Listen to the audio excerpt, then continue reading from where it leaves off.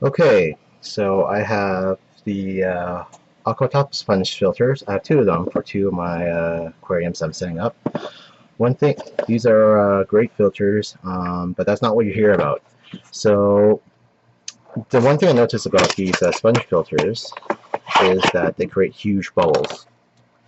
So what I decided to do is modify them to use these air stones instead of using these massive holes. So how this works is that it just blows air straight to the bottom here from the top down through here and just blows these huge massive bubbles through here.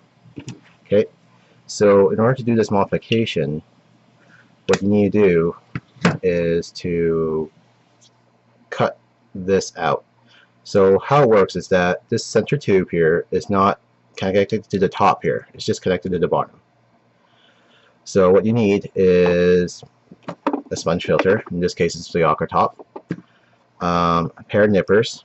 Don't cheap out. Get a decent pair of nippers. They need to be all the flush down to the bottom. And air stones. I got these from my local fish shop. And while you're at it, dechlorinate water if your sponge filter is brand new. And I'm just going to rinse this out and rinse this out. Okay. So there's two ways of doing this.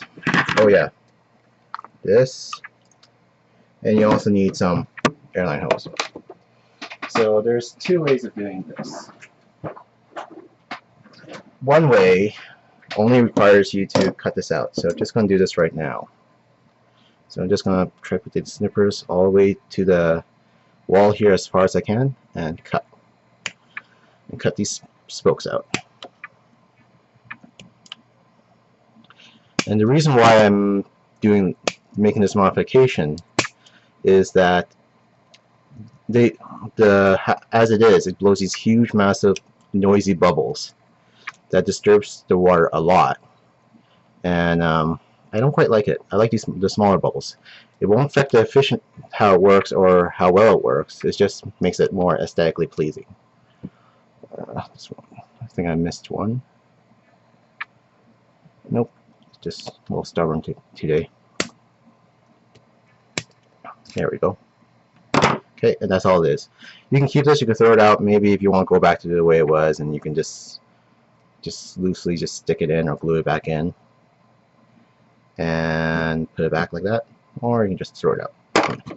Okay, so the quickest way to do this is just get a length of tube. In this case, I'm getting about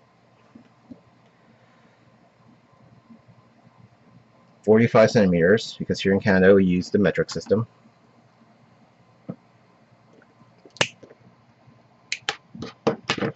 Stick it down one of these holes, because they're quite large, and hook an air stone to the end of it.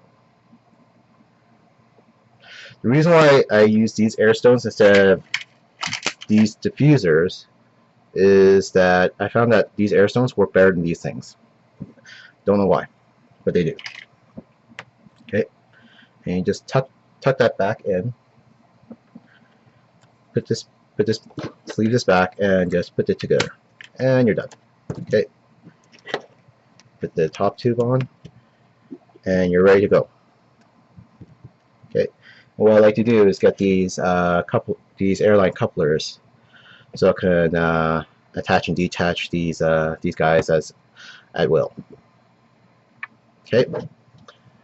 Now, the other way, which I'm going to demonstrate right now, requires a little extra step, which is get some coral glue or plant glue. It's basically crazy glue, but I'm not too sure how safe they are, so I just decided to use coral glue because, you know, everything's an investment. Make sure that everything is moistened, because this glue doesn't work unless it's moistened. Okay. And what I do is I take the glue and put a thin strip of it near the top, just a few millimeters below the opening of the air stone. And the reason why I would do it, why someone would do it this way, is so that they can don't have to stick a hose down the edge, but they can use the sponge filter as if it hasn't been modified, and they can attach the hose directly onto this connector right here on the top. So let's give that a second to dry, to cure, set, whatever. Okay, and I'm going to carefully attach this back. And this glue takes about, they say 30 minutes to dry or to set. I'm just going to give it about that much time, and you're good to go. Gives you that nice original look, and no one's the wiser. Alright, please leave your comment below. Give me a like if you like this. If you have any criticisms, please let me know. Okay, thank you.